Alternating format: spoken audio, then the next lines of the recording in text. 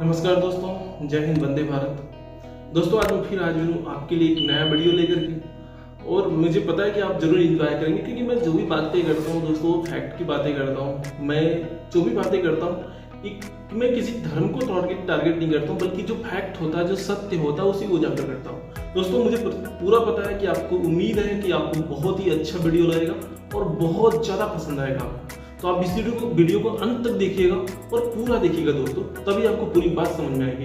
तो चलो दोस्तों शुरू करते हैं। जो पहला जो पॉइंट है दोस्तों मेरा, पाकिस्तान को लेकर के। पाकिस्तान में आज एक लाहौर का जो जिला जज है, उन्होंने एक आदेश पारित किया है, जिसमें उन्होंने कहा है कि एक औरत को उन्होंने फांसी की सजा सुनाई है।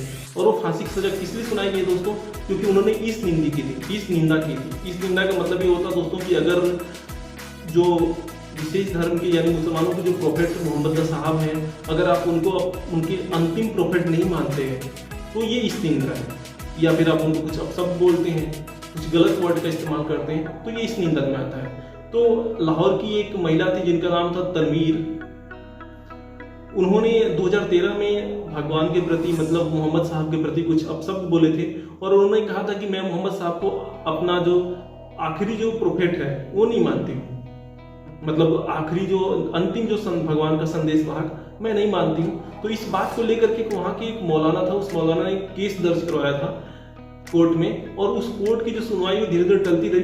टलने के बाद आज उसका फैसला आया है, और उस फैसले में जिला जज ने कहा है कि जो तनवीर है उनको फांसी की सजा सुनाई जाती है, क्योंकि इन्होंने इस निंदा किया था।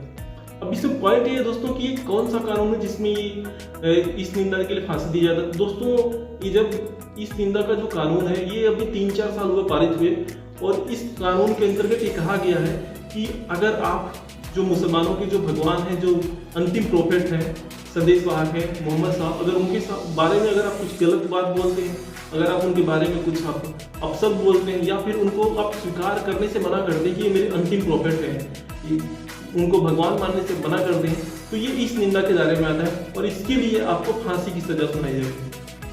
तो ये कानून है उनके यहाँ बना हुआ है, और इस कानून के अंतर्गत उन्होंने सजा दी है। अब पॉइंट ये उठता है दोस्तों कि आखिर क्या भगवान के बारे में हम अगर ऐसा कुछ बोलते हैं तो क्या उनको फांसी की सजा सुनाना सही है?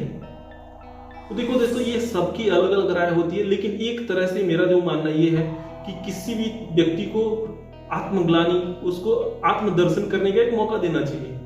अगर उसने कहा है तो उसकी राय लेनी चाहिए कि क्या आप उस राय को बदलने के लिए तैयार हैं जो आपने बोला था। अगर वो बोलते हैं कि हाँ, तो उसे छोड़ देना चाहिए मेरे हिसाब से। लेकिन इस चीज के लिए फांसी की सजा दे देना ये सही नहीं है, क्योंकि हमारे देश में आप जानते हैं दोस्तों कि हमारे देश में कृष्ण भगवान के ऊपर, राधा जी के ऊपर कितने सीरियल बनते हैं, कितने गंदे गंदे सीरियल बना दिए जाते हैं। लोग खुलेआम गाली देते हैं भगवान को, हमारे देवी देवताओं को, लेकिन कुछ भी नहीं होता। साल भर भी वो जेल में नहीं रहते, वो आपको बाहर आ जाते हैं। लेकिन आप पाकिस्तान चले जाइए, वहां पे अल्पसंख्यकों का इतना बुरा हाल है, और वहां पे दोस्तों इसके लिए मेरे हिसाब से ऐसा नहीं करना चाहिए, क्योंकि भगवान तो दिल में रहते हैं, आप उसे दिल में प्राप्त कर सकते हैं। उसके लिए किसी को भी फांसी की सजा देना सही नहीं है। आप उसको सुधारने का एक मौका दीजिए, उसके बाद आप उससे बात कर सकते हैं। अगर सुधारने के तैयार नहीं है तो आप उसके लिए सजा का प्रावधान कर सकते हैं, लेकिन उसको फांसी दे देना यह सही नहीं है। दोस्तों दूसरी जो खबर है वो आपका सऊदी अरब से। सऊदी अरब ने तो कट्टरपंथ की जो फसल है उसको पूरी तरह से गलाने का बीड़ा उठा लिया दोस्तों, और मैं सऊदी अरब को प्रोत्साहित करता हूं दोस्तों। उसने जो भी किया बहुत अच्छा काम किया, क्योंकि जब तक आप कट्टरपंथ की जो फसल है उसमें मट्ठा नहीं डालेंगे, जब तक उसमें कीड़े नहीं लगेंगे, तब तक वो खत्म नहीं होगा, और कीड़े लगने के लिए आपको मट्ठा डालना पड़ेगा।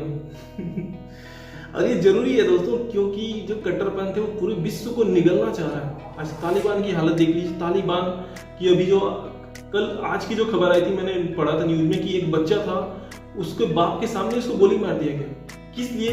क्योंकि उसके बाप ने तालिबान का आदेश मानने से इनकार कर दिया था। आप ऐसे राज चलाएंगे कि अगर आपको कोई आदेश मानने से इनकार कर दिया आप उसको गोली मार देंगे?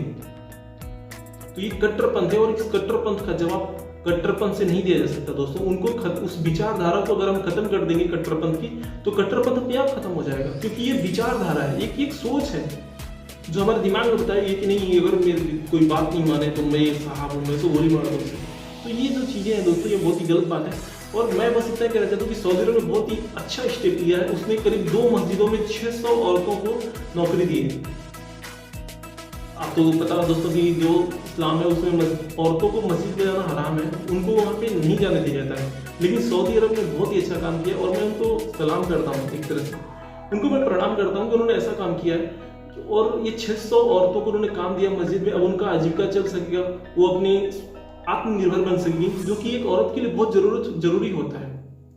आजकल की औरतें बहुत ही महत्वाकांक्षी हैं, वो बहुत आगे बढ़ना चाहती हैं। तो मैं इस बात के लिए सऊदी अरब को बहुत ही नमन करता हूँ, उसने बहुत ही अच्छा स्टेप लिया है। ऐसे जो कट्टरपंथ की जो फसल है दोस्तों, उस पर थोड़ी रुकावट आएगी, क्योंकि सऊदी अरब ही इस्लाम का मुख्य जगह है, वहीं से इस्लाम निकला है। लेकिन हमारे यहाँ के जो मुसलमान हैं दोस्तों, आप जानते हैं कि हमारे यहाँ के जो पाकिस्तान के जो मुसलमान हैं, ये तो अभी भी 600 साल पहले पीछे जाना चाहते हैं। ये चाहते हैं कि पत्थर मार के सर फोड़ दें और फोड़ करके हाँ करते रहे। ये कौन सी बात है दोस्तों? आप 600 साल हमको पहले नहीं पीछे नहीं जाना, हमको और आगे बढ़ना है। तो बुद्धि जो है बहुत ही छोटा कर लिया उन्होंने। तो मैं बस इतना कहना चाहूँ, सऊदी अरब ने बहुत ही अच्छा काम किया और इसकी आप भी सराहना कीजिए। और सऊदी अरब का जो ये फैसला आपको अच्छा लगा कि बुरा लगा, इसके बारे में कमेंट में जरूर बताइएगा। मैं भी तो जानूँ दोस्तों कि आपकी क्या राय है।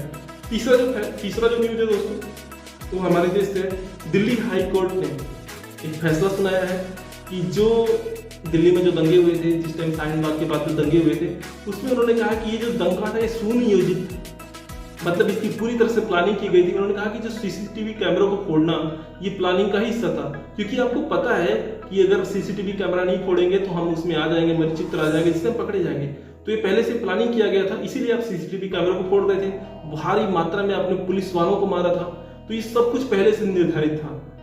अब इसके बारे में देखिए दोस्तों, फैसला क्या था ये तो बात की बात है, लेकिन जो हाईकोर्ट का जो फैसला है ये ऐतिहासिक है। और मैं मानता हूं कि हाईकोर्ट ने उस चीज को समझा है और पकड़ा है कि जो सत्य था, जिन लोगों ने गलत किया उसको उन्होंने पकड़ा है और ऐसा ही फैसला उन्होंने दिया है। और ये ऐतिहासिक फैसला है और इसके कारण जो लोग गलत कर रहे हैं उनका जो मन, उनका जो हिम्मत है वो हतोत्साहित होगा और आगे करने से वो डरेंगे। दोस्तों, तो मैंने आपको ये 3 चीजें बताई और तीनों चीजों में मुख्य बस इतना ही कहना चाहूंगा दोस्तों, इस वीडियो का जो सार है, इस वीडियो का जो मतलब था, बस इतना ही था दोस्तों कि आप किसी को कष्ट देने की जरूरत नहीं है।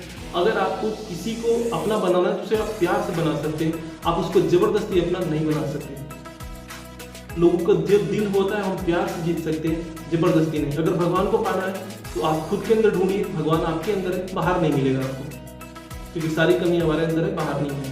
दोस्तों, इस वीडियो का बस इतना ही, आपसे कल फिर मिलेंगे। जय हिंद, वंदे भारत।